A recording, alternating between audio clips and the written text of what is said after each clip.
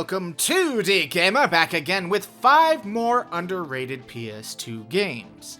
This is not a top 5 list, and whether you use the term hidden gem or underrated gem, these are games that despite review scores or pre-release coverage were completely undervalued by the general gaming public.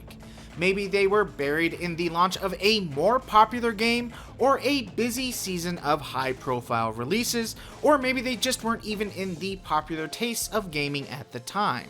For whatever reason, these games quickly slipped into obscurity.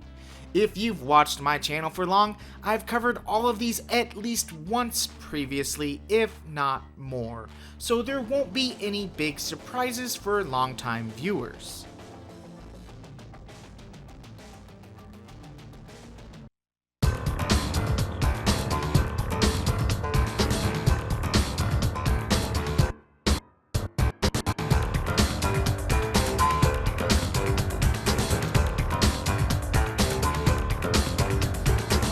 Number 1. Alien Hominid.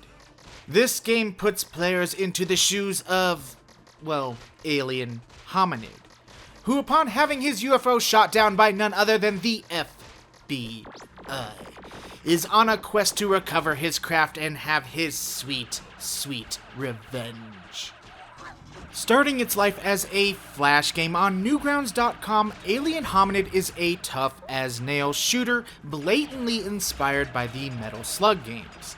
Alien features its own unique and humorous art style, tough but fun run-and-gun gameplay replete with one-hit deaths, weapon upgrades, vehicles to commandeer, and big boss battles with patterns to memorize.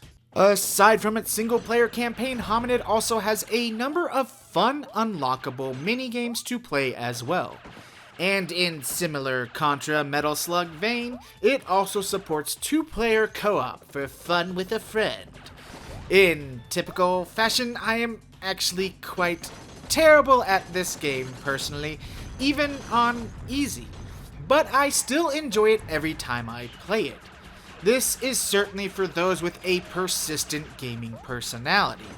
I certainly am not one with the iron will when it comes to mastering games of this type, but still enjoy playing them, and Hominid is a good time for all types of gamers.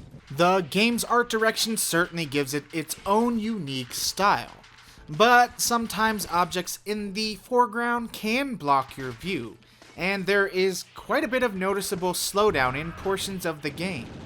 The controls are solid and the various maneuvers are easy to learn and implement in gameplay. This game was re-released on Xbox Live as Alien Hominid HD, but was also released on the Xbox in Europe, the Game Boy Advance in Europe and Australia, and the GameCube in North America. You can also still play it on Newgrounds. The developers of this game would later go on to develop the highly praised Castle Crashers. The game is still playable on Newgrounds.com and is also still available on Xbox Live with its HD remake. So get it in whatever form you can, depending on what territory you live in.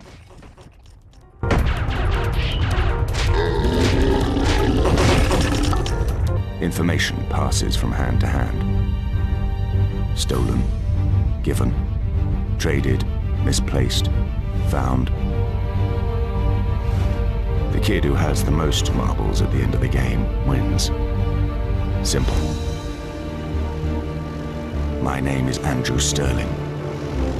My game is over. Number 2. Cold Winter. Cold Winter follows the storyline of Andrew Sterling, a British MI6 agent captured for spying in China and set for execution, until an old acquaintance springs him from a Chinese prison and asks him to work for his private security company. Essentially, the game starts out with the same plot as Die Another Day. To best describe Cold Winter, if you took the gritty, gory, limb destruction gameplay of Soldier of Fortune and combined it with the debonair style of James Bond, you would get the formula for this darker, grittier spy thriller. Cold Winter's levels have all the gory, grimy style of Soldier of Fortune, but keeps the more objective-based format of games like GoldenEye, but also in itself has a good degree of interactivity in its levels that rewards exploration. Outside of being able to do things like open drawers and cabinets to search for items and do pointless things like flush the toilet, Cold Winter also allows players to search dead or what's left of the dead enemy soldiers for items like keys, body armor to replenish their own, and even things for your combine items, like strips of cloth, which allow Andrew to combine with other items found throughout the level to make things like Molotov cocktails. That's another really nice touch in the game. Acquiring various items in the game allows players to go into the menu and create new items. Find an alarm clock and some C4 explosives and create a timed explosive. Some wire cutters and some wires, and you can create lock picks in order to pick certain locks in the level, to get extra items and etc. The game also has side objectives to complete, like finding intel documents hidden in each level. Graphically, the game looks good. It's running on a renderware engine, but the frame rate does bog down when there's too much action on the screen. There also seems to be a bit of a blur filter which shows up when playing on an HD TV that you won't notice if you're playing on a good old CRT TV. The filter can be disorienting during gameplay if you can't adjust to it.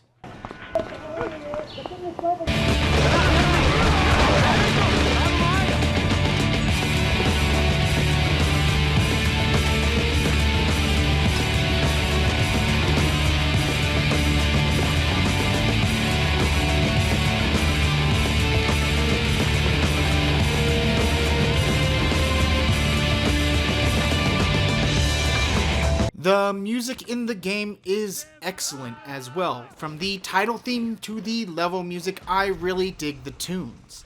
The voice acting in the game and story elements is also pretty well done overall, and the sound effects seem a bit muffled but have their own pleasing appeal to me for some reason. The controls also work well. Andrew does move slightly sluggish, and you can't adjust the aiming speed like in Black. It is stuck in the developer-chosen speed, possibly to keep the frame rate at a playable level. However, the aiming still feels very accurate. The developers did a good job in setting the default. The game doesn't allow you to aim down your sights, but every gun has a zoom. And unique for the time of its release, Cold Winter uses the L3 button to allow players to sprint.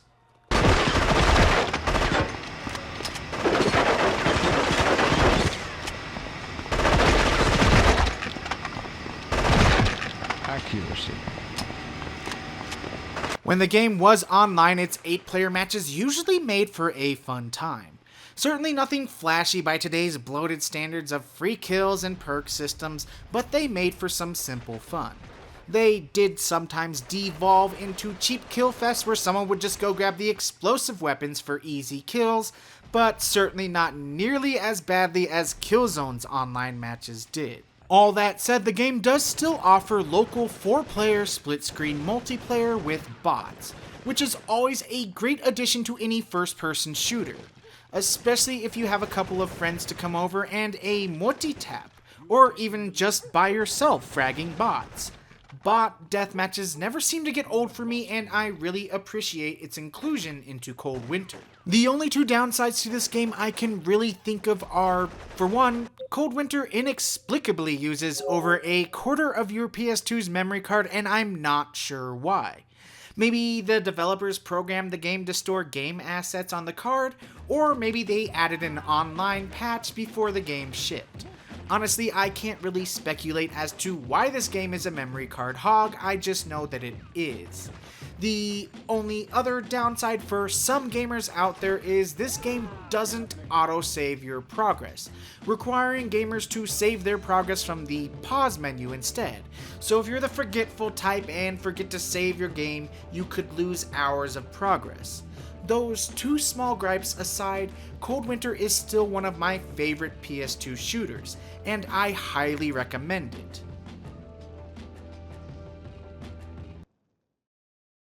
Number 3. The King of Fighters, Maximum Impact. While not SNK's first foray into the 3D realm of fighting games, see Fatal Fury Wild Ambition on the PS1 for a previous example, Maximum Impact is SNK's first foray into the 3D realm with their beloved King of Fighters series, and is a very solid 3D fighter with 2D fighting mechanics. In fact, Maximum Impact brings King of Fighters into 3D much better than games like Street Fighter EX did for its respective franchise. King of Fighters purists might want to look away from this game with its jump to the 3D realm and its largely scaled back character selections, though it has all the characters I care about, which is a plus for me. But for those purists, there are plenty of SNK compilations and anthology-type discs in the PS2 library to quench their thirst for glorious 2D fighting. And even King of Fighters 11, which I also highly recommend. By my own admission, I have a bit of a soft spot for the King of Fighters series. During the mid to late 90s, I fell out of 2D fighters. That period of time for me was the time of the Tekkens, the Soul Blades, the Bloody Roars, the Virtua Fighters. 3D was the new thing, and having played tons of 2D fighters in the 16-bit era, I was looking to the future, which was 3D fighters for me. 2D fighters were placed in my dustbin.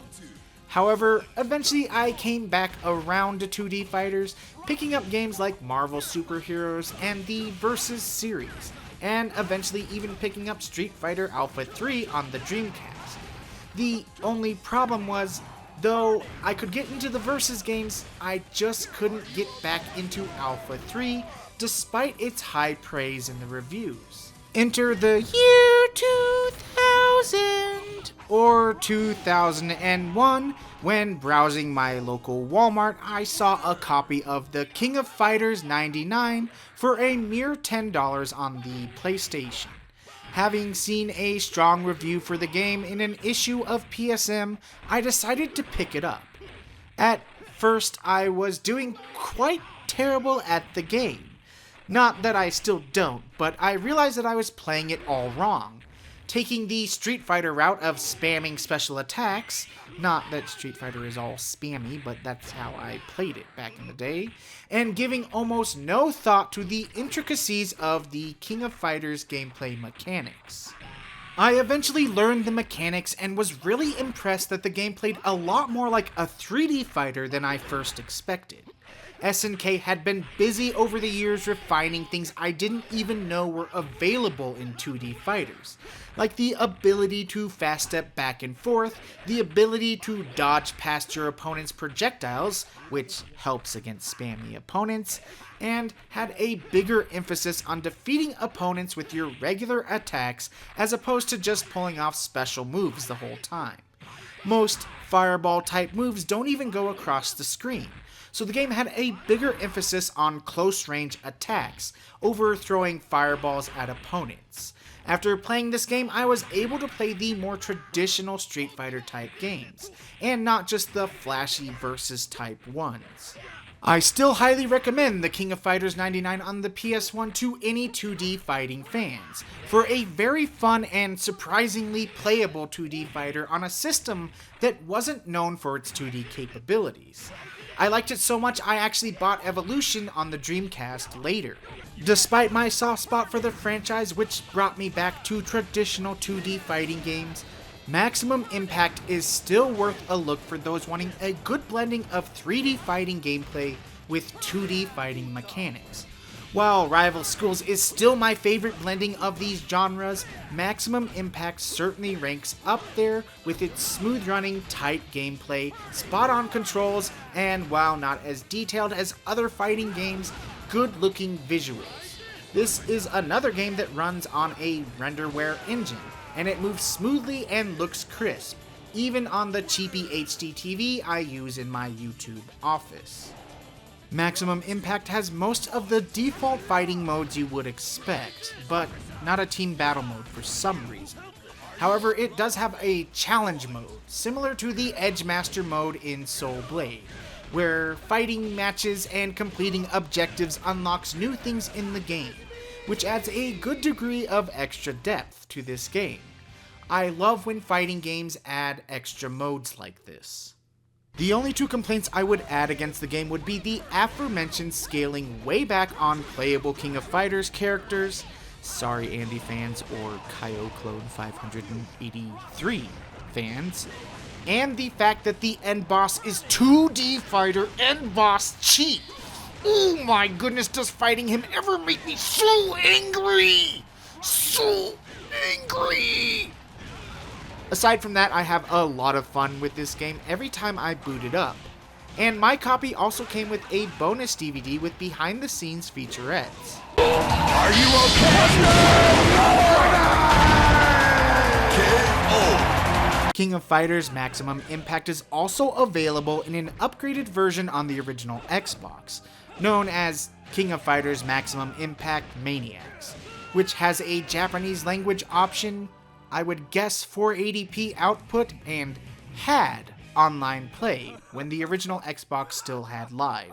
And I have still yet to pick up the sequel to King of Fighters Maximum Impact, known in North America as the King of Fighters 2006, and everywhere else as, well, what else? The King of Fighters Maximum Impact 2.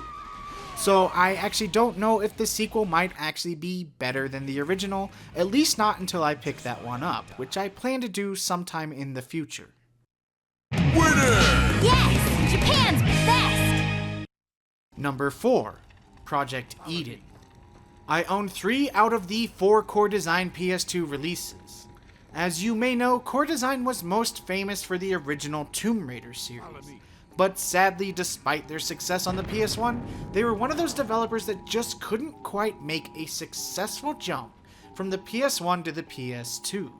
The only PS2 release I have yet to acquire of theirs is Thunderstrike. But of the other 3 I own, Hurdy-Gurdy, Tomb Raider the Angel of Darkness, and this game, I would have to say that Eden is probably my favorite Core release on the PS2. Even if it can be just as glitchy as all of Core's PS2 releases. Project Eden is a squad-based puzzle action game. There are some shooting elements, however, Eden's main focus is on solving each level's puzzles by using each character's abilities in order to progress. On the plus side, not only are there quite a few split-screen modes like death matches and even races, but the single player is also up to 4 players with a multi-tap. All other players can enter the game and leave on the fly. I've never played it this way, but I bet it would definitely add to the experience. The game starts out with your 4 protagonists, members of the Urban Protection Agency, or UPA for short, being called in to investigate strange happenings at the Real Meat factory, which leads them on a journey that spans 11 lengthy, large levels, which will test their best puzzle-solving skills. This game manages to draw me in every time I boot it up, and is for the more discerning gamers out there who love a good mental challenge along with their games. As I said, the game is predominantly a puzzle-heavy game with a little action thrown in for good measure. What else would you expect from the creators of Tomb Raider? The game focuses around its 4 playable characters and each of their own abilities, and is set up in a cool cyberpunk Blade Runner-esque world. Each character's specialties is needed for each puzzle element in the game. Carter leads, Minoko hacks machines. Andre fixes stuff good, and Amber is your hazmat environment dude. Part of the challenge is figuring out not only which character is needed for each situation, but how to use the other characters to get that character in the spot they need to be. Playing by yourself, the game still manages to make controlling all 4 characters a cinch, by having each one assigned to each direction on the D-pad. And asking your comrades to follow you or stay put is a simple one-button affair. However, when the computer is controlling them, they do a so-so job of following you. Sometimes they just randomly stop or get stuck for no good reason. But other times they surprisingly follow you perfectly. There are quite a few glitches and flaws in the game. However, the overall experience for me has always been more positive than negative. The positives will help those who get drawn into this one overlook some of the issues the game has. The only really big problem is that in some parts of certain levels, the game can actually glitch to a game-ending degree, making progression impossible because something went wrong. I definitely get the feeling that all of Core's releases were rushed to the PS2 market. However, I try and offset the danger of a game-ruining glitch by having 3 separate saves running for the game, saving each portion in sequence. Otherwise, as in Tomb Raider, the game allows you to return to any level you have unlocked at any point, meaning you can always start the level over from the beginning, which, with the size of the levels, may completely demotivate you from playing the game again. The glitches don't always occur, but it is always smart to run at least 2 saves for the game, just in case. That way you don't have to start the level over again. The game's frame rate can also take drastic dives at times, usually during the action sequences, but other times just because. I've never been able to test how much this affects the multiplayer aspect of the campaign. Perhaps those who have played this game with more people can comment on that one for me. There also never seems to be enough ammo. The game does give some items here and there to refill your ammo, but the game forces you to refill your ammo at charge points, placed sparingly throughout the map. This can be a bit frustrating considering how many rounds it takes to put down enemies, and that every weapon uses the exact same ammo meter. On the plus side, should your character succumb to an enemy, it isn't game over. All the characters are respawned at the checkpoints upon dying. This gives the game a more drop-in and play feel. The only penalty for dying is having to get back to the point you were before you died. Graphically, aside from the previously mentioned frame rate issues, on a level of graphical detail, the game looks poor, even for a 2001 PS2 release. There are other second-generation PS2 efforts that leave Eden in the dust. However, where Eden shines is in its ambience and atmosphere. What the game lacks in flash and detail, it makes up for with an impeccable atmosphere. Core nailed that futuristic yet urban decay style of atmosphere.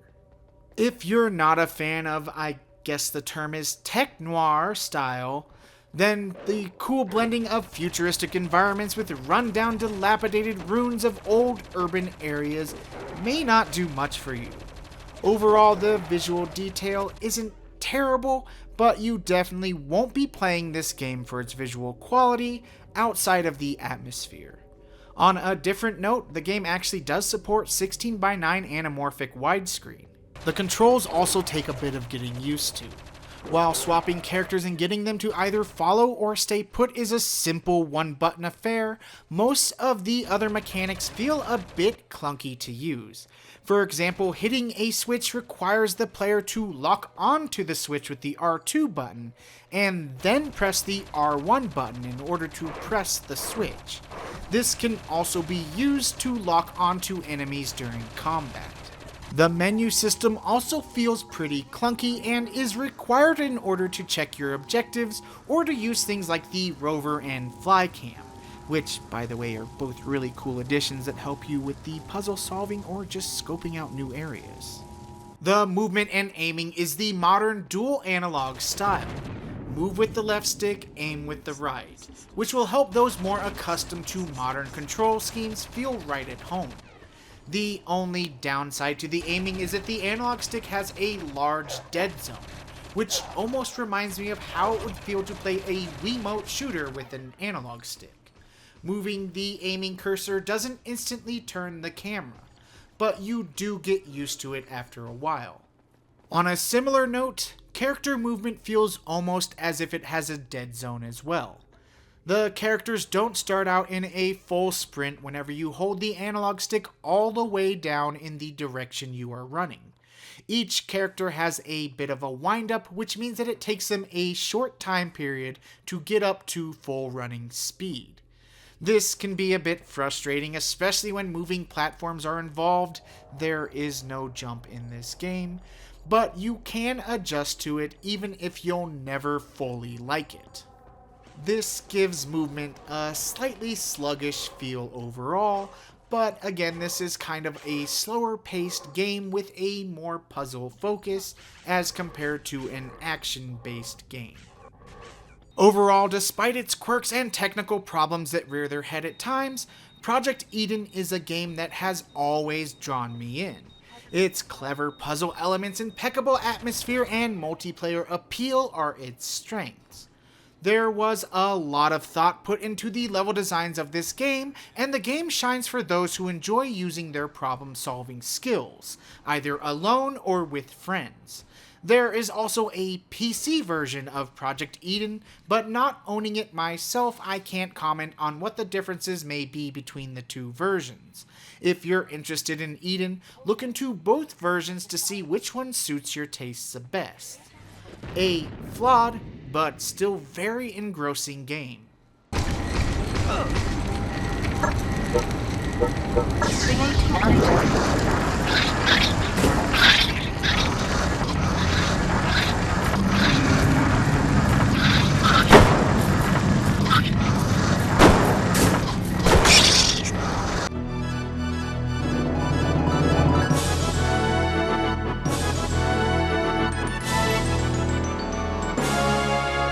And finally at number 5 is Skygunner.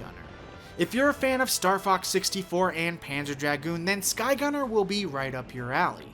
While Skygunner isn't an on-rail shooter, it is a free flight game with rail shooter and perhaps even shoot 'em up mechanics. If you choose, you can play each mission in free flight mode. However, the lock-on system is one of the primary gameplay mechanics, and you will need to master it if you want to be successful. In the game, your gunner has the ability to lock onto enemies, which changes the feel from being free flight to feeling more like a rail shooter. Destroying chains of enemies also gives you special items that lock onto the enemies, similar to the lock-on systems in the previously mentioned games. With only 5 levels, the game can be seen as short, but with the extra characters to unlock and play through the game with, extra modes to unlock, and a good degree of difficulty, there is plenty of content to keep you coming back. The general gameplay is simple fun, yet still very engaging. Not quite shoot 'em up, not quite rail shooter, and not quite free flight shooter, but a good combination of all of them. Skygunner still stands out with its unique mixture of styles. If you're a fan of the niche genres I just mentioned, then you'll have a very good time with this game. The storyline features a main villain that has all the competence of Teasel Bond, and it has its own charm, told both through in-game cutscenes and hand-drawn comic book style cells. It definitely adds to the charm of the game. Graphically, I really enjoy the art direction in this game. I don't know if there's an official name for this art style other than, probably just that anime style art style. Skygunner's look reminds me a lot of games like Tail Concerto and even Mega Man Legends on the PS1. However, if there is one giant flaw with the graphics and with the game in general, it's that there is a severe amount of slowdown in this game. The slowdown won't keep you from enjoying this unique shooter, however the developers really should have spent more time trying to optimize this game to run better. The controls in the game are smooth, so long as you choose the easy control mode like I use. There is an expert control mode, but it reminds me a lot of trying to play this game with Sky Odyssey's, which I covered in part 2 of this series, control scheme. I could never get the hang of it, but saw little reason to with the ease of using the easy setup. The music is upbeat and adds to the experience nicely.